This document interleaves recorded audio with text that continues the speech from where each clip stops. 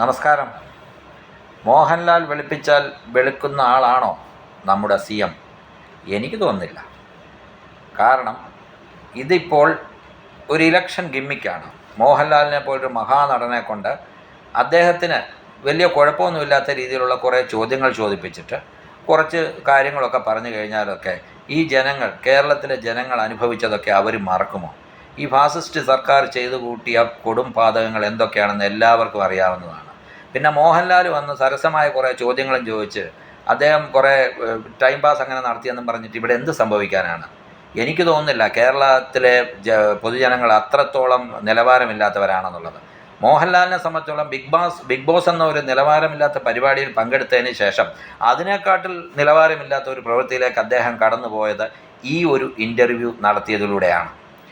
ഇതിനെക്കാട്ടിൽ എത്രയോ ഭേദമാണ് ആ big boss.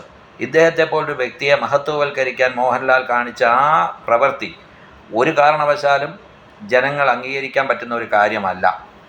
അത് മോഹൻലാൽ ചെയ്തതും തെറ്റായിപ്പോയി. മോഹൻലാൽ ചെയ്തതിന് അതിൻ്റേതായ കാരണങ്ങൾ, അദ്ദേഹത്തിന് അതിൻ്റേതായ കാരണങ്ങളുണ്ടാവും. നമുക്കറിയാവുന്നതാണല്ലോ. പല പല വിഷയങ്ങളും സമൂഹത്തിൽ അല്ലെങ്കിൽ നമ്മുടെ പല കേസുകളുമായിട്ട് ബന്ധപ്പെട്ടും ഇദ്ദേഹത്തിനെതിരെയൊക്കെ കേസുകളും മറ്റു കാര്യങ്ങളൊക്കെ ഉള്ളതാണ്. അതുകൊണ്ടുകൂടിയൊക്കെ ആയിരിക്കാം. ഇപ്പം ചിലപ്പോൾ കേന്ദ്ര സർക്കാരിൻ്റെ കാര്യം പറയുമ്പോൾ ഇ ഡി എന്ന് പറയുന്നത് പോലെ ഇവിടെയും ഇൻ്റലിജൻസിൻ്റെ കേസും മറ്റും കേസുകളും മറ്റതൊക്കെ ഉണ്ടല്ലോ.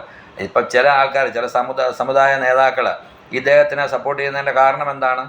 അവർക്കെതിരെ ഒന്നും കേസുകളോ കാര്യങ്ങളോ വരാൻ പാടില്ല. ഇദ്ദേഹമാണ് പിന്നെ കേസെടുക്കാനും മറ്റും ആവശ്യമില്ലാത്ത കാര്യങ്ങൾക്കൊക്കെ പോലീസിനെ നിർബന്ധിക്കുന്നത്. പോലീസുകാരുടെ അവസ്ഥ അതിനെക്കാട്ടി കഷ്ടമാണ്.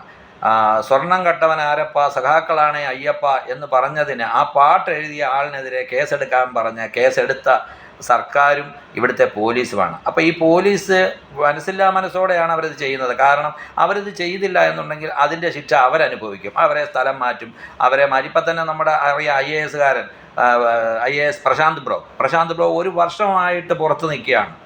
അദ്ദേഹം സെൻട്രൽ ഗവൺമെൻറ് സർവീസ് ആയതുകൊണ്ട് അദ്ദേഹത്തെ പിരിച്ചുവിടാൻ ഇവർക്ക് പറ്റുന്നില്ല. അപ്പം നമ്മൾ നോക്കിക്കഴിഞ്ഞ് ഇത്രയും മ്ലേച്ഛമായ പ്രവൃത്തി ചെയ്ത ഒരു സർക്കാർ, ആ സർക്കാരിൻ്റെ നേതാവിനെ വെളുപ്പിക്കാനാണ് മോഹൻലാൽ ശ്രമിച്ചത്. ഇത് ഒരു കാരണവശാലും അദ്ദേഹത്തിൻ്റെ ഭാഗത്തു നിന്നും ഉണ്ടാവാൻ പാടില്ലാത്ത ഒരു തെറ്റായിരുന്നു. അതിൻ്റെ നേരത്തെ പറഞ്ഞതുപോലെ തന്നെ അതിന് അദ്ദേഹത്തിൻ്റേതായ റീസൺസ് ഉണ്ടാവാം.